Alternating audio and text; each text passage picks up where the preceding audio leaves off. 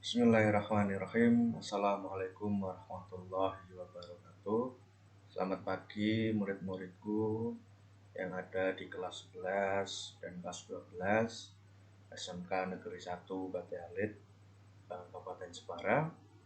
Alhamdulillah pada kesempatan yang baik hari ini kita dapat kembali bertemu dalam keadaan sehat walaupun tetap dalam kondisi daring karena memang kondisi yang masih belum memungkinkan untuk dilakukan KPM secara tatap muka. Pertama-tama marilah kita senantiasa memanjatkan puji syukur atas kehadirat Allah Subhanahu wa taala yang telah melimpahkan nikmatnya kepada kita sehingga pada kesempatan yang baik hari ini kita dapat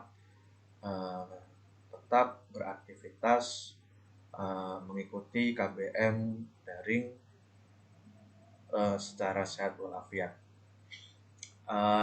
Teman-temanku yang saya banggakan, pada kesempatan yang baik ini kita akan melanjutkan terkait dengan pemberian layanan klasikal yang pada kesempatan hari ini saya akan mengangkat tema terkait dengan bakat dan minat, yaitu dengan judul Kenali Bakatmu dan Pilih Profesi Karirmu. Nah, ini harus saya berikan kepada kalian agar kalian kedepannya bisa lebih mantap lagi dalam memikirkan setelah SMK karir kalian mau kemana. Atau bahkan sebenarnya ketika kalian masuk ke dalam SMK, yang diharapkan adalah kalian masuk ke dalam jurusan atau ke dalam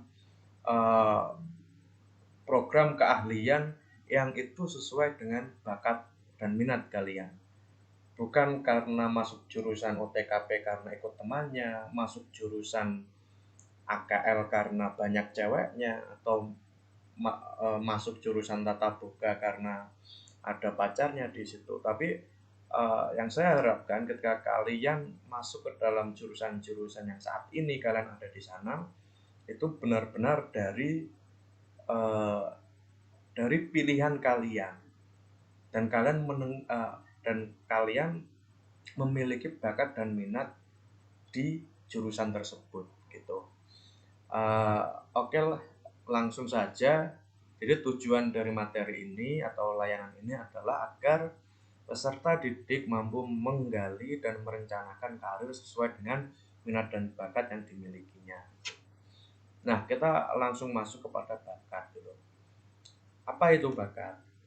Bakat merupakan potensi yang dimiliki oleh seseorang sebagai bawaan sejak lahir. Jadi kalau kalian merasa bahwa saya tidak punya bakat, itu tidak mungkin gitu. Karena bakat ini semua orang memiliki dan ini bawaan sejak lahir. Misal saya merasa bakat saya dalam bidang verbal, sehingga saya lebih memilih karir untuk menjadi guru gitu. Karena apa? Ketika saya mengenali bakat saya itu di bidang verbal atau di bidang ngomong, otomatis ini akan berguna nanti ketika saya menjadi seorang guru gitu. Nah, sekali lagi tidak ada orang yang tidak memiliki bakat.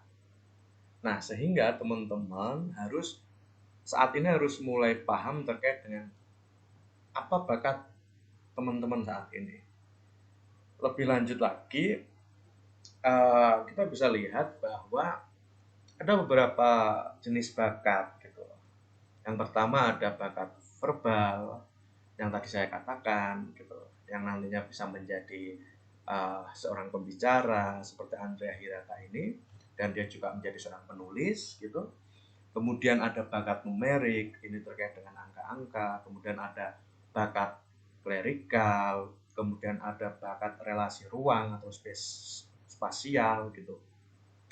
Kemudian ada bakat di mekanik, ini biasanya anak-anak teknik ini yang ketika dia masuk ke teknik berarti dia ada bakat terkait dengan di bidang mekanik gitu. Kemudian ada bakat di bidang linguistik atau cara penyampaian atau ngomong itu. Kemudian ada bakat dalam bidang skolastik gitu. Nah, kita akan perjelas lagi terkait dengan bakat-bakat itu. Nah, bakat verbal itu adalah bakat terkait tentang konsep-konsep yang diungkapkan dalam bentuk kata-kata. Misal kalian suka menulis ini. Nah, berarti kalian ada bakat ini di bidang verbal gitu. Kemudian ada bakat numerikal, bakat tentang konsep-konsep dalam bentuk angka. Kemudian ada bakat skolastik. Ini merupakan kombinasi antara kata-kata atau logika dan angka-angka. Kemampuan dalam penalaran mengurutkan, berpikir dalam pola sebab akibat, menciptakan hipotesis dan mencari keteraturan konseptual. Kemudian ada bakat abstrak. Bakat abstrak ini bakat yang bukan kata maupun angka, tetapi berbentuk pola, rancangan, diagram, ukuran-ukuran, bentuk-bentuk dan posisi-posisinya gitu. Nah, kemudian ada bakat mekanik, bakat tentang terkait dengan prinsip-prinsip umum seperti IPA gitu, tata ruang kerja mesin, perkakas, dan alat-alat lainnya. Otomatis ketika teman-teman masuk dalam teknik, jurusan teknik, diharapkan bahwa teman-teman memang memiliki bakat dalam bidang mekanik ini gitu. Kemudian ada bakat relasi ruang, bakat untuk mengamati, menceritakan pola dua dimensi atau berpikir dalam tiga dimensi. Yang ketujuh, bakat kecepatan ketelitian klerikal. Ini terkait dengan bakat tentang tugas, tulis menulis, ramu meramu untuk laboratorium, kantor, dan lainnya. Nah, ini bisa nanti arahnya menjadi seorang peneliti atau di sebuah laboratorium gitu. Kemudian ada bakat bahasa atau linguistik, bakat tentang penalaran analitis bahasa atau ahli sastra misalnya untuk jurnalistik, stenografi, penyiaran, editing, hukum, pramuniaga dan lain-lainnya. Nah, uh, kita sering lihat ya kenapa pengacara itu dia pandai ngomong gitu.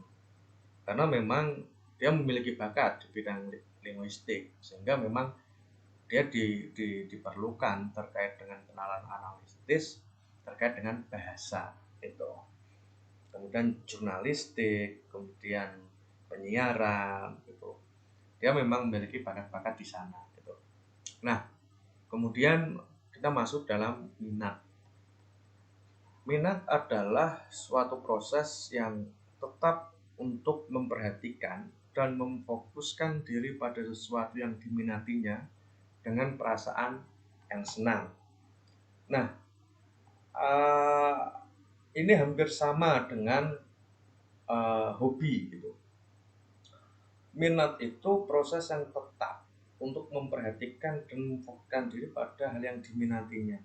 Ketika teman-teman itu memiliki minat misal dalam bidang akademik, otomatis teman-teman pasti akan lebih fokus ketika teman-teman disuruh belajar terkait dengan hal akademik daripada non akademik. Tapi ada juga dia lebih berminat pada hal yang non akademik. Misal dia lebih minat di dalam ekstrakurikuler, lebih minat pada bidang olahraga dan lain sebagainya. Itu. Nah, sehingga ketika kalian memang saat ini memiliki suatu kegiatan di mana kegiatan itu membuat kalian senang dan kalian bisa fokus dalam kegiatan itu mungkin menjadi salah satu minat kalian. Ketika kalian merasa suka dengan pramuka, kalian memperhatikan pramuka, kemudian kalian fokuskan diri pada pramuka, belajar di pramuka, dan ketika kalian ikut pramuka perasaan kalian senang, maka berarti kalian ada minat untuk mengikuti pramuka. Nah, itu secara gampangnya seperti itu. Nah, ini juga minat ini bawaan lahir juga gitu. Sama halnya ketika misal yang lebih umum lagi minat dengan benda gitu, antara HP gitu. HP Samsung sama iPhone. Lebih minat mana? Oh, lebih minat iPhone. Kenapa lebih minat iPhone? Karena mungkin iPhone lebih aman dan kameranya lebih bagus. Sehingga ketika kalian menggunakan iPhone, perasaan kalian senang. Gitu. Nah, jadi tidak ada nanti ketika ditanya, kalian punya minat apa? Saya nggak punya minat.